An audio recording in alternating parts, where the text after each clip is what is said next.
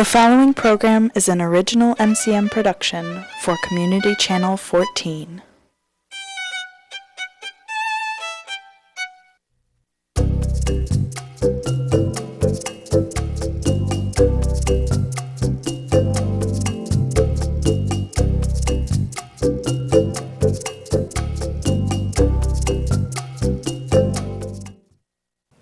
Hi, I'm Lisa Kingery, registered dietitian and culinary educator for the Fondy Farmers Market in Milwaukee, Wisconsin.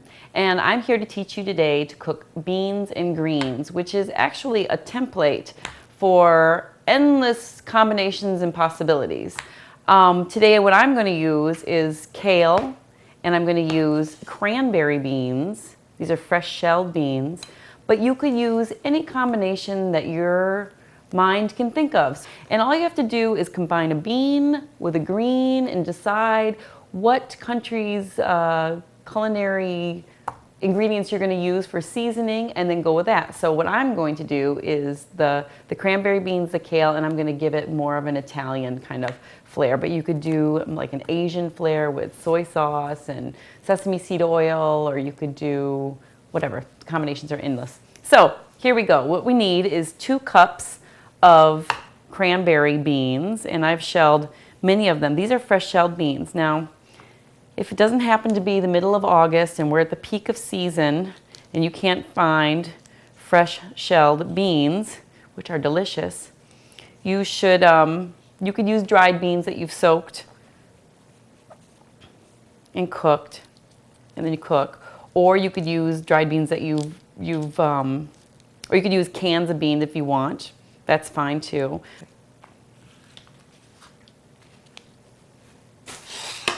You also want to get your kale, and you want to have about a pound to a pound and a half. And I have out right here about a pound of kale. And so you want to take that over to the sink and you want to start washing your greens. So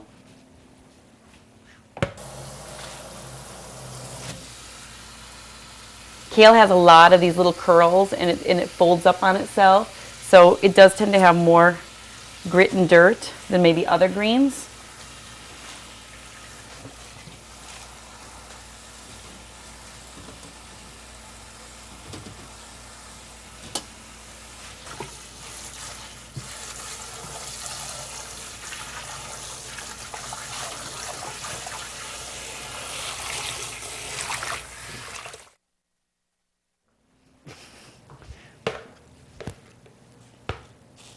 All right, so now that you've got these washed, you've got a pound of washed and destemmed kale.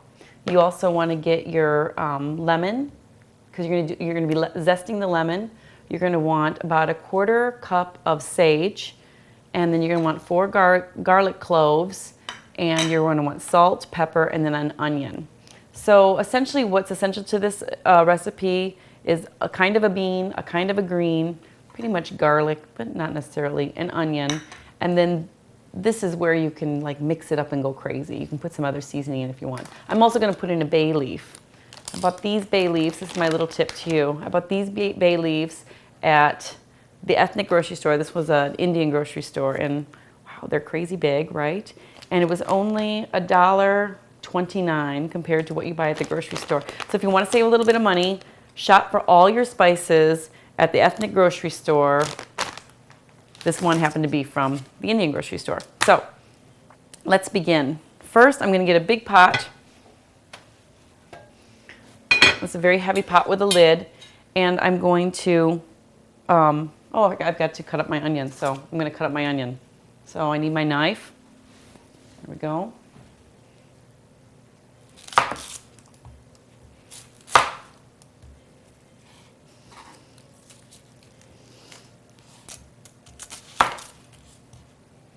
Well, hiding it in the basement just didn't take care of it.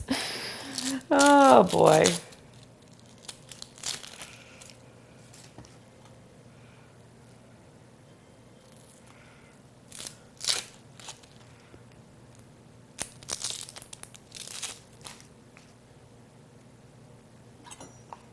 All right. Get rid of that.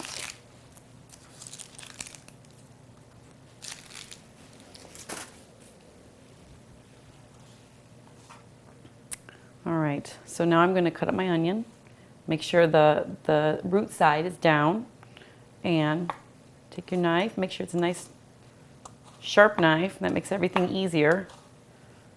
And slice like so. And it doesn't have to be a real fine chop because, well, it's going to cook a lot and it's going to get kind of mushy anyway, so we don't have to worry about it being the finest chop in the world. This one still has a little bit of that on there. All right.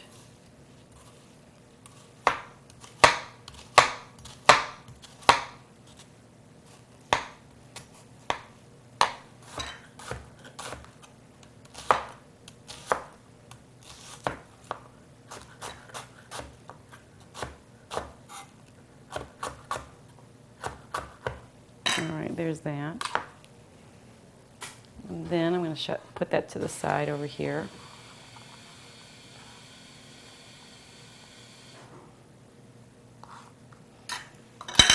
And I'm going to take 3 of my 4 cloves of garlic and I'm going to crush them. So cut off the ends there if I can.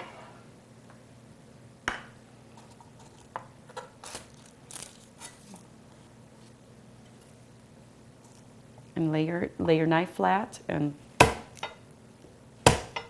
2 times if you can't get the first time. That farmer's market garlic is sometimes really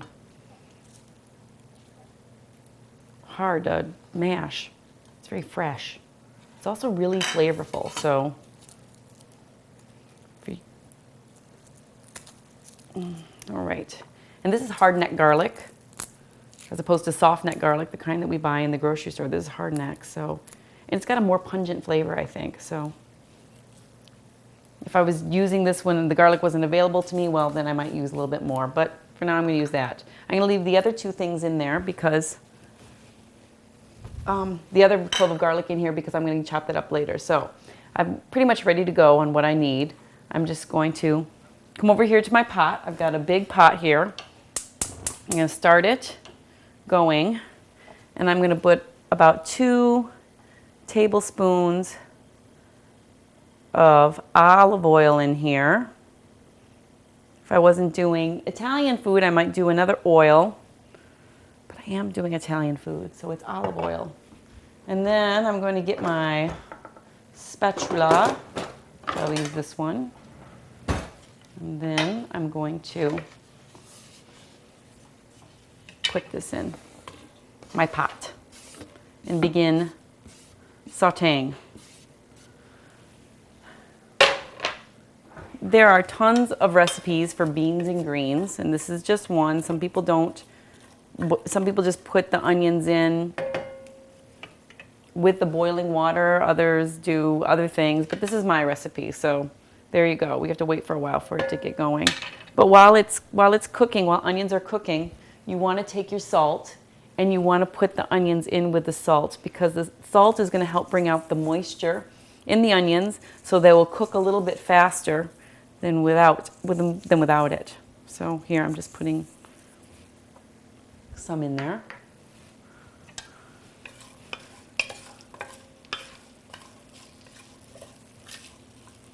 And you can see that they're not chopped up really finely because essentially they're going to disintegrate.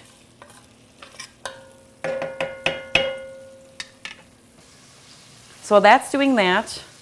I'm going to prep my other ingredients. I've got sage here, and I want to do about a 1/4 cup. So I'm going to cut up or take off the leaves because we don't really want the stems, just the leaves.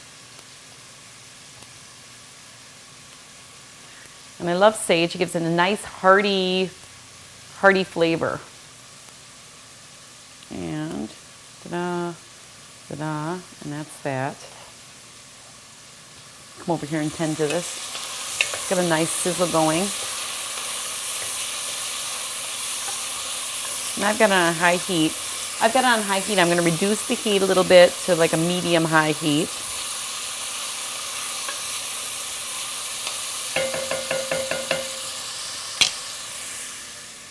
And I'm going to get my beans ready. They're here. And I'm going to get my water that's going to go into the beans ready too.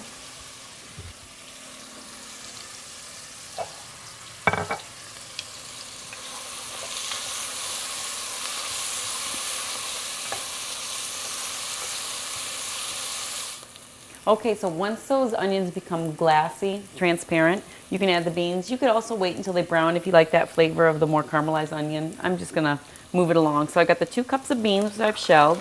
I'm gonna put them in there along with enough water to cover them by about 2 inches. That's not quite enough, so I'm gonna add a little bit more. There. There's about 2 inches. There you go. And then I'm going to add my crushed garlic that I crushed earlier there. And that's going to kind of impart a mild sort of garlicky flavor in there. And I'll probably fish that out later. And then I'm going to put in my enormous bay leaf. And there it is. Put the pot on, the lid on, and bring it to a boil. You're going to bring these beans to a boil. And once they come to a boil, then we're going to bring them down to just a simmer. And because they were so huge, remember the size of those beans, they will probably take about 30 to 40 minutes. You're going to cook them until they're tender. So while that's going, and we're trying to get that to a nice rolling boil, I'm going to finish doing my prep work. I'm just going to mince up these sage leaves.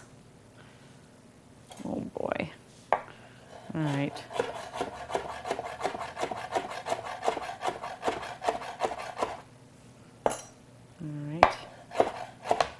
The wonderful thing about beans and greens is that generally it's a very healthy dish. It could be a one-pot meal. You just need to have your beans, your greens, and some sort of carbohydrate on the side. So like for this, I might put polenta on the side, or I might just get a big rustic Italian loaf of bread and just use that. And now, voila, I've got a whole meal. That's a beautiful thing about it. The other thing that's nice about it is that I can make it so quick. Usually what I do when the beans and the greens are in season, I preserve them.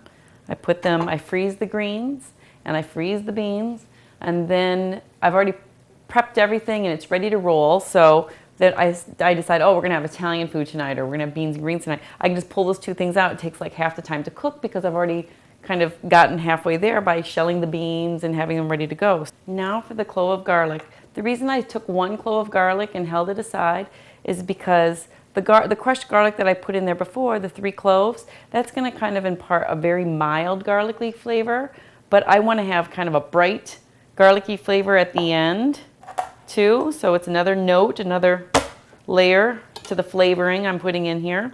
And so I'm just going to mince this. And if I mince it, and I add it at the end, it's going to be nice and garlicky. Now, my lemon, my washed lemon, I need to zest it because that's going to add a nice bright flavor at the end too. And I have this fancy lemon zester, which was actually quite cheap. But if you don't want to buy one, you don't have to buy one. You could just take your knife and you could peel off the zest of the lemon, or you could take your potato peeler and peel off the zest of the lemon, or you could take your grater and try to do it too. I just want to warn you on any of those that you want to avoid that white pithy part, because that tastes bitter and we don't want bitter. So here's my little trick with my lemon zester. I hold it upside down so all the zest stays on top. See, the lemon zester is very nice. I think actually I got this free for joining some cooking thing, or I don't remember. I know I certainly didn't buy it, but I know they're cheap. I priced them later. Ooh, there we go. Okay. So there, mise en place. All my things are in place, ready to roll. I'm just waiting for my beans to boil, and here they are, rolling boil. And now I'm going to bring it down to like a medium heat so it just maintains a simmer. Okay, so 30 minutes have gone by and my very large cranberry beans are now pretty much, they're tender. They're done. And you could take them out and we could eat them right now as is, or we could make beans and greens, which we are doing, and we could add the cleaned chopped kale to the mix. And so there we go. So here's my pound of kale, and it fits. That's it. Now we're gonna wait for a while. It's gonna wilt down, and then I'll let it cook for about 15 more minutes, or maybe up to 30 minutes if I want it to be extra, you know, tender. But and I'll see what I want to do. We'll check it out later, and then I'm gonna add salt and pepper later. So, but that's it for now. We've got to wait 15 minutes. Okay, so we're beeping here. That means 15 minutes have passed, and our kale should be nice and wilted down, and so it is. And we could even wilt it down more if we wanted to. If you like your kale really tender and you want it to be like silky smooth, dissolve in your mouth kind of feel, well then you could cook it for another 15 minutes and it should be that texture about then. But I kind of like kale because it's got like a nice bite to it. It holds its, even after cooking it a while, it holds its nice shape, its curliness. It looks really pretty. So I am going to want to add that last bit of garlic that we minced up, so we have got that bright, fresh garlic taste to it, so they're more like a garlicky green. So we're going to add those in. What else? I'm going to put in my sage. And you want to add your herbs always at the end like this, because fresh herbs, or any herb, has a lot of volatile oils in it. And the volatile oils will, you know, dissipate in the heat. So you're not going to have that nice fresh sage taste. It'll just go away. So you won't taste any sage. So there you go. We got a little bit of sage in there. And then I have my lemon zest from earlier, from the one lemon. And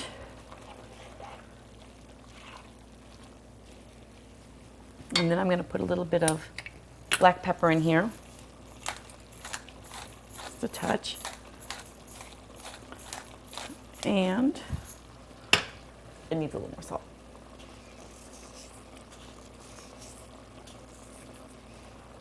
Okay. Let's see. And those cranberry beans, they do not hold their color. Oh, here's some garlic. I'll fish that out. They don't hold their color, unfortunately. They turn like a little mouse color brown. All right, let's try some more.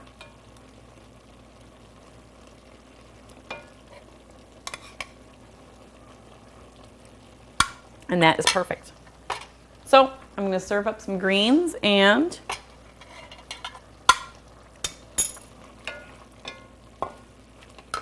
turn off the heat because I like it the consistency it is.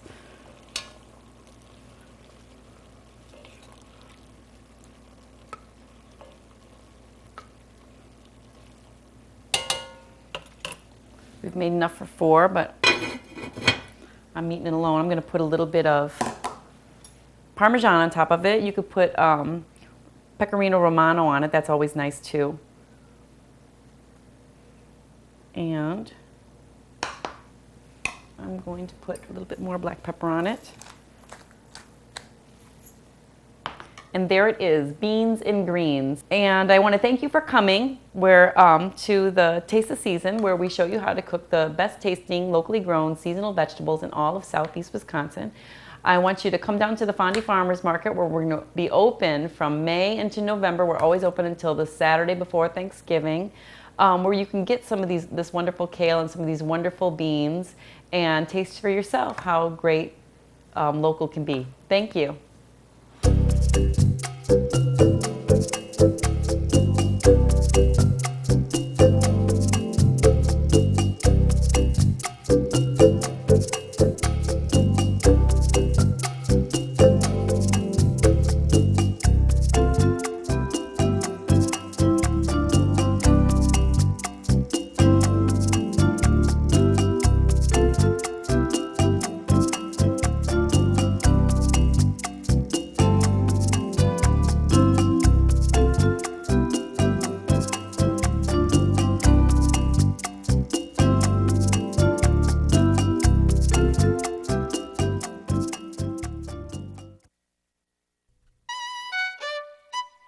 This has been an MCM Productions program.